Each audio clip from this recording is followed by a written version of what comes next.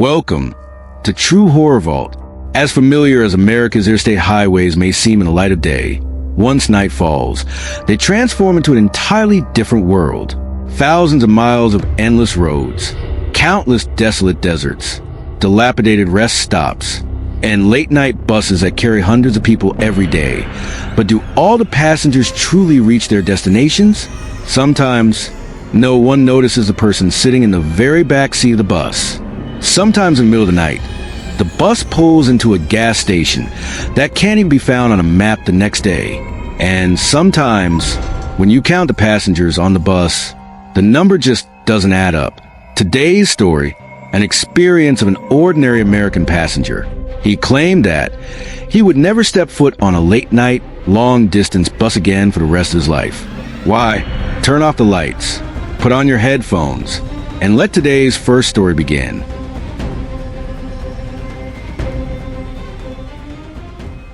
Story 1. The passenger in the back seat. My name is Jason Miller. This incident took place in November 2019. I was traveling from Chicago to Denver on a late-night Greyhound bus. It was roughly a 16-hour journey. My seat was in the very back row. To be honest, I've always preferred the back seat because no one bothers you there. The bus left the terminal around 10:30 p.m. For the first few hours, everything was completely normal. People were looking at their phones. Some were listening to music on headphones. An elderly woman was sleeping by the window. A college student sitting next to the driver was watching a movie on his laptop. It was around 1 a.m. The bus was speeding down a long, dark interstate in Nebraska.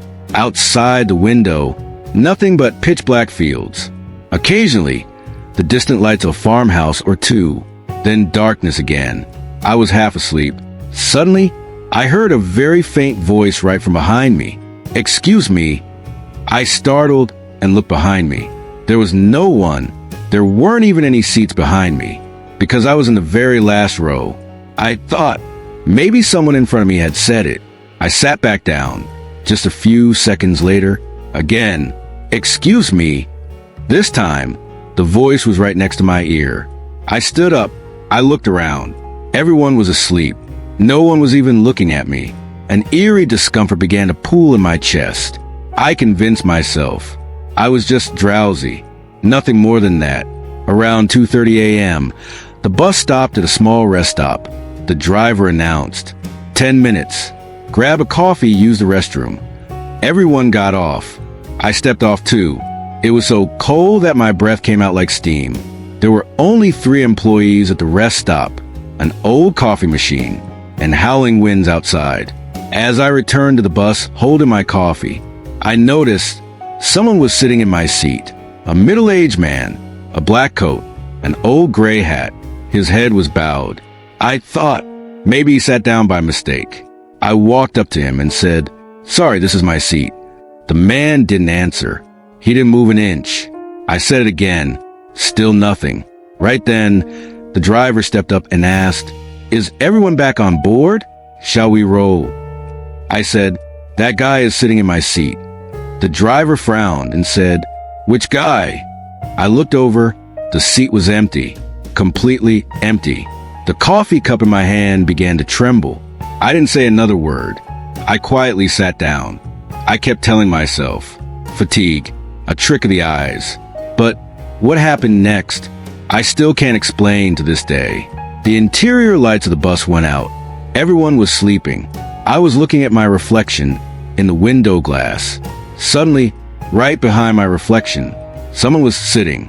That same black coat, that same hat. But as soon as I turned around, there was no one. I looked back at the glass. There he was again. This happened several times. I turn around. No one's there. I look at the glass. There he is. My hands and feet were turning cold. I stood up and began walking toward the front. Right at that moment, a very slow voice came from behind me. "You're sitting in my seat." I ran straight to the driver. I told him everything. The driver stayed silent for a moment and asked, "The very back row?" I nodded my head. He spoke very slowly. 2 years ago, there was an accident on this exact route. A passenger sitting in the very back Roe died instantly at the scene. All the blood in my body felt like it froze. He didn't say anything else. He simply told me to take an empty seat near the front. For the rest of the journey, I didn't look back even once. But in the window's reflection, every now and then, it felt as though someone was still sitting in that back row, motionless, not moving, just staring directly at me.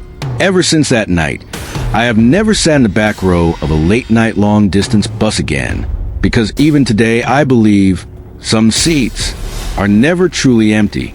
You are listening to True Horror Vault. As the night deepens, America's interstate highways grow emptier, rushing through hundreds of miles on a late-night bus. You might think every person sitting around you is just an ordinary passenger, but what if one of them is someone with no destination at all? Our second story leaves us with that very question. Story 2, the passenger found on no ticket. My name is Marcus Reed. I was traveling from Dallas, Texas to Phoenix, Arizona. My business often required me to travel long distances on late-night buses. A bus was much cheaper than an airline ticket, so it had become a habit of mine. It was the last week of December. The terminal clock read 11:45 p.m. Our bus was scheduled to leave precisely at midnight. An icy wind was blowing outside. Inside, everyone was occupied with their own routines. Some were buying coffee. Some were talking to their families on the phone one last time. I had scored a window seat. Sitting directly across the aisle from me was an elderly man, a gray jacket, a cowboy hat, holding a small, worn leather bag in his hand. Something about the man felt strange. While everyone else in the terminal was moving around, he had been sitting in the exact same posture for nearly 15 minutes. He hadn't raised his head even once. The bus pulled out. The night wore on. About 2 hours later, the city lights faded away. Around us was only dark desert.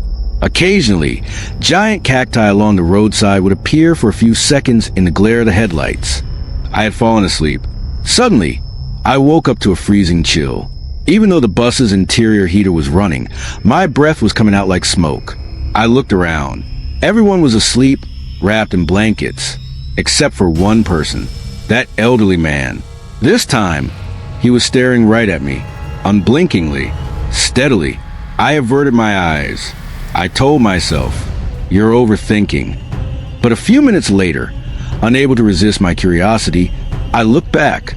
The seat was empty. The man was gone. I thought maybe he had gone to the restroom, but there was only one restroom on the bus. The door was wide open. There was no one inside. It was nearly 3 a.m. The bus pulled into a desolate rest stop in New Mexico, a place whose name I had never heard before. Just a single vending machine, a flickering neon sign, and endless darkness all around. I got off to buy a coffee. Right then I saw that elderly man walking away from the bus, heading out into the desert. Surprised, I said to the driver, "Where is that passenger going?" The driver looked over and asked, "Which passenger?" I pointed my finger. There was no one, nothing but open desert. My heart sank into my chest. After everyone had boarded, the conductor began checking tickets. Suddenly, he said, "There's a problem."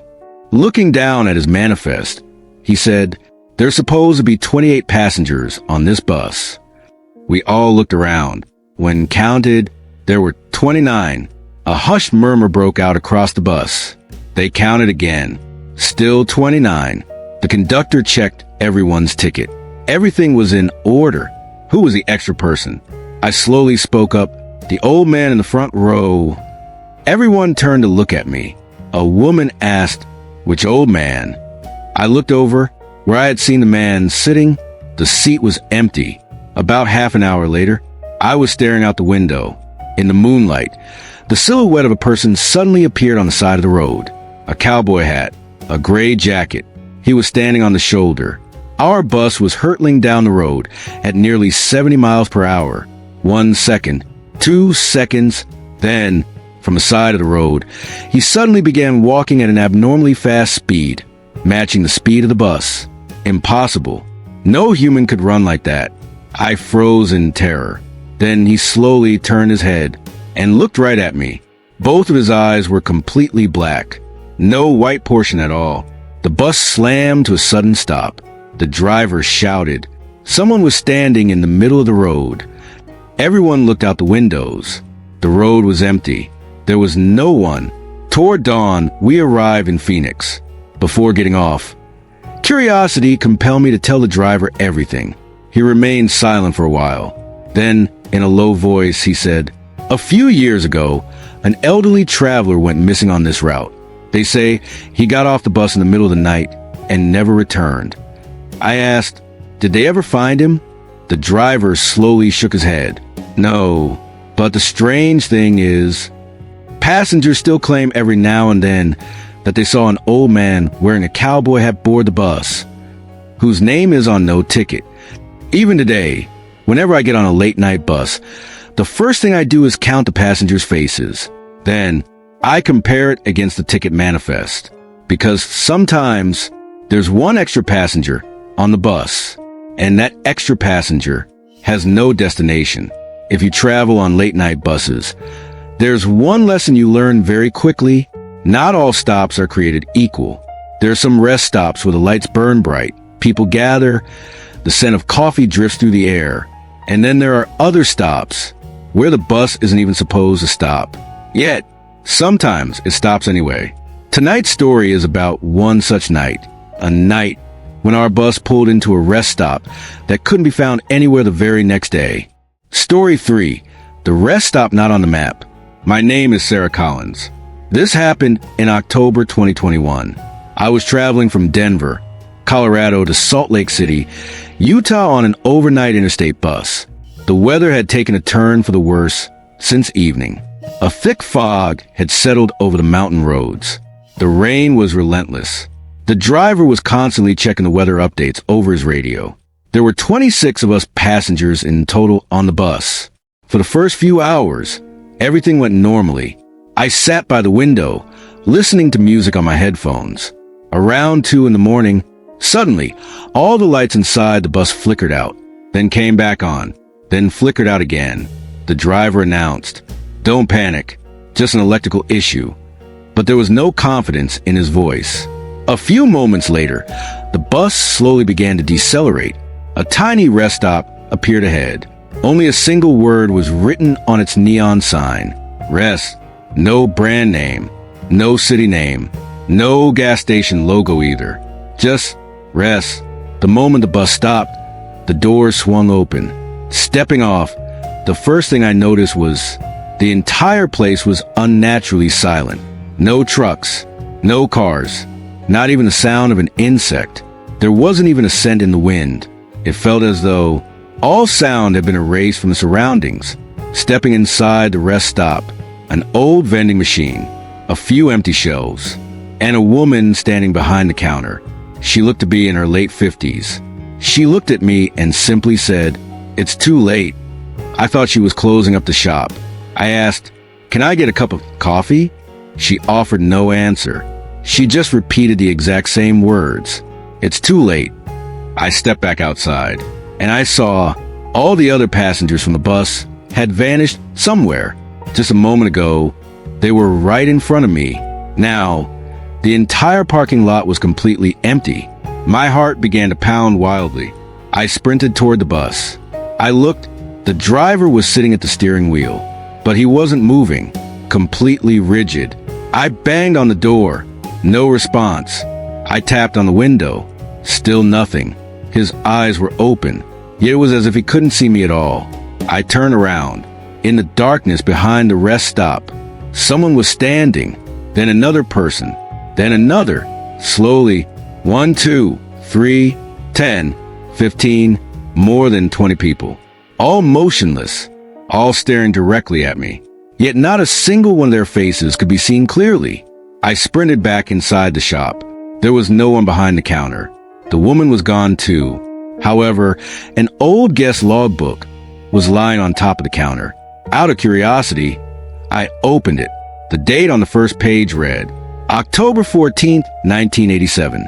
Beneath it were numerous names. On the last line, it was written, Bus 417, 26 passengers. I began flipping through the pages. Every year, the exact same date, the exact same entry. Bus 417, 26 passengers. Reaching the last page, my hand began to tremble. It read, October 18th, 2021, and beneath it, 26 names. The very last name, Sarah Collins, my own name. I dropped the book and sprinted outside. For the first time, the driver screamed at me, "Get on right now." The moment I leaped onto the bus, the doors slammed shut. The bus took off at full speed. Gasping for air, I looked out the rear window. The rest stop was still standing there. But those countless people were now slowly waving their hands, bidding farewell. Reaching Salt Lake City at dawn, I told the driver about that logbook. He remained quiet for a long time. Then he said, "I've been driving buses on this route for the past 15 years. There's no such rest stop anywhere along this road." I argued with him. He pulled up the bus's GPS log to show me. From 2 a.m. to 2:39 a.m., the bus hadn't stopped even once. No record, no location, just a single straight line, as if we had never left the highway at all.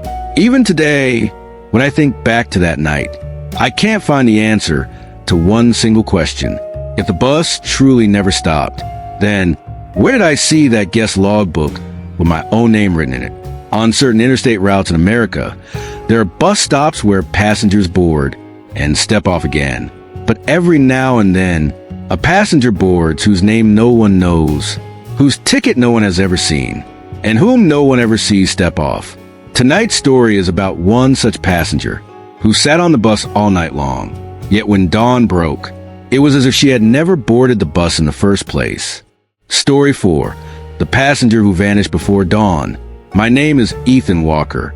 It was January 2022. I was traveling from Las Vegas, Nevada to Reno on a late-night interstate bus. A cold winter night. The desert wind was chilling to the bone. The bus was half empty. I was sitting by the window in a middle row. Sitting directly across from me was a young woman, holding a worn blue suitcase in her hand. She sat with her head bowed the entire time. She didn't pull out her phone even once. She didn't look out the window even once.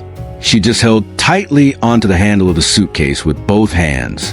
Around 1 a.m., the bus pulled into a small rest stop near Tonopah. The driver said, 15-minute break. Almost everyone got off. I went to grab a coffee. When I returned, I saw that young woman was still sitting in the exact same position. I was surprised. She hadn't moved an inch. The bus started rolling again. About an hour later, I woke up because I heard the faint sound of weeping. At first, I thought perhaps a passenger had received bad news over phone. But no, the sound was coming right from the seat in front of me. That young woman was crying with her head bowed down. I whispered softly, "Are you okay?" She gave no response. The weeping just continued. Around 3 a.m., the interior lights of the bus flickered for a second.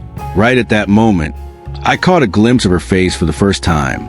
My heart felt as though it stopped completely. Both of her eyes were closed. Yet streaming down her cheeks wasn't water. It was something like a thick, dark fluid. I was about to scream out loud. The lights went out again. When the lights returned a few seconds later, her face was entirely normal, as if nothing had happened. I stood up and walked over to the driver. I told him everything. He let out a heavy sigh and said, "Tonight as well?" Surprised, I asked, "What do you mean?" He said in a low voice. Some passengers occasionally say the exact same thing. A young woman holding a blue suitcase, always sitting in the middle row. But he didn't finish the sentence. We all looked toward the back. That young woman's suitcase was lying in the aisle, but her seat was empty. She was gone. I searched the entire bus, the restroom, the back rows, the front rows. Nowhere to be found. Yet the bus hadn't stopped even once. All the windows were locked from the inside. The doors were sealed shut too. So then, where did she go? The light of dawn was beginning to break. In the distance, the lights of Reno were coming into view. The driver pulled the bus over and called the police. All passengers were asked to step off. The suitcase was opened and inspected. Inside, There were no clothes, no identification either, just an old bus ticket. The date, January 11th, 1998. Route, Las Vegas, Reno. And on the back, a single handwritten line. If I fall asleep, please wake me up. The police confiscated the ticket. We all went our separate ways. 2 weeks later, curiosity compelled me to research that route again in the local newspaper archives. I found an old article. In January 1998, on that exact same route, a late-night bus had skidded on ice and fallen into a ravine. Several passengers died instantly at the scene. A photograph of a young woman was printed among them. I froze the moment I saw the picture. That exact same face. That exact same blue suitcase.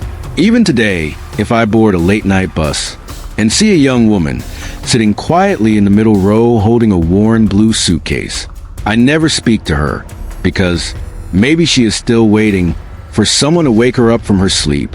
This is our final story of the night.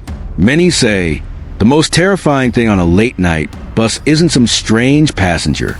Rather, it's a driver who never reached his destination. On America's long interstate highways, many such accident stories are whispered. Some stories fade away with time, while other stories seem to start all over again every single night. Story 5. The bus that never reached its destination. My name is Daniel Brooks. This happened in November 2023. I was traveling from Nashville, Tennessee to Atlanta, Georgia on a late-night interstate bus. It was pouring rain that night. The driver, a gentleman in his 60s, looked back at everyone and smiled, saying, "Don't worry, I've been driving buses on this road for 30 years. His smile was strangely comforting. The bus pulled out at 12:20 a.m. For the first few hours, everything was normal.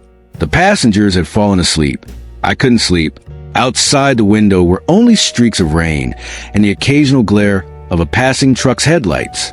Around 2:30 a.m., the driver suddenly looked into the rear-view mirror and muttered, "Strange." I was sitting near the front, so I heard him. He whispered softly to himself, "That bus is back again." I looked out front. Nothing. I looked behind us. Far off in the fog were two headlights. A bus. For the next 20 minutes, every time I looked back, the bus remained at the exact same distance, not coming closer, not falling behind, tailgating us at the exact same speed. I thought maybe it was a coincidence, but sweat had beaded on the driver's forehead. He suddenly increased our speed. 70, 75, 80 miles per hour. Yet, the bus behind us remained at the exact same distance. Suddenly, all the interior lights of our bus went out, just for a few seconds. The moment the lights clicked back on, I noticed the digital clock at the front of the bus had shut off. Every passenger's phone screen was black. No one was getting a signal. Right at that moment, the bus behind us pulled up to pass us. I stared out the window, and what I saw, I will never be able to forget for the rest of my life.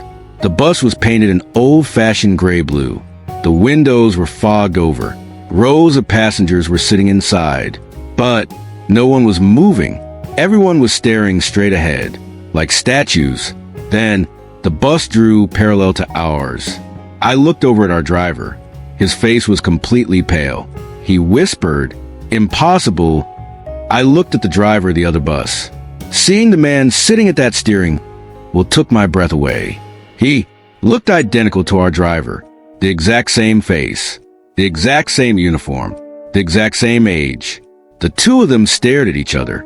Then, the driver of the other bus slowly nodded his head, as if bidding farewell. In the very next moment, the other bus melted away into the thick fog, without a single sound. Around 5 a.m., we arrived in Atlanta. Everyone breathed a sigh of relief.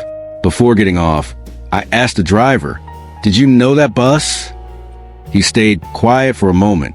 Then he pulled an old newspaper, clipping out of his wallet. The paper was decades old.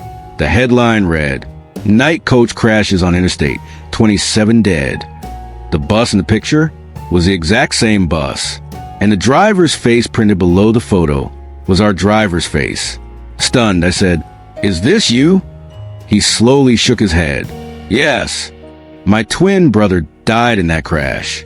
He was driving that bus. Every year, on the exact same night, whenever I travel this route, he follows me. Until tonight, he had never passed my bus. He paused for a second. Then he looked me in the eyes and said, "Tonight was the first time." He pulled up beside me to bid farewell. I never traveled that route on a late-night bus again. But even today, when I see two distant headlights following at the exact same speed on a desolate interstate late at night, I feel like maybe it isn't an ordinary bus.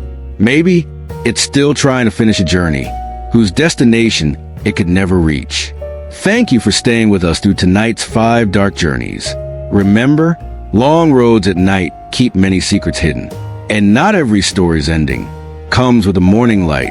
If you enjoyed tonight's episode, subscribe to True Horror Vault, turn on notifications, and share these stories with that one friend who still believes the scariest thing about a late-night bus is just the dark. We will return in the next episode with 5 brand new, realistic, spine-chilling American horror stories. Until then, keep your doors locked. Don't stare out the window for too long. And if you happen to board a nearly empty bus late at night, be sure to count the passengers just once. Maybe there's one passenger your eyes won't notice.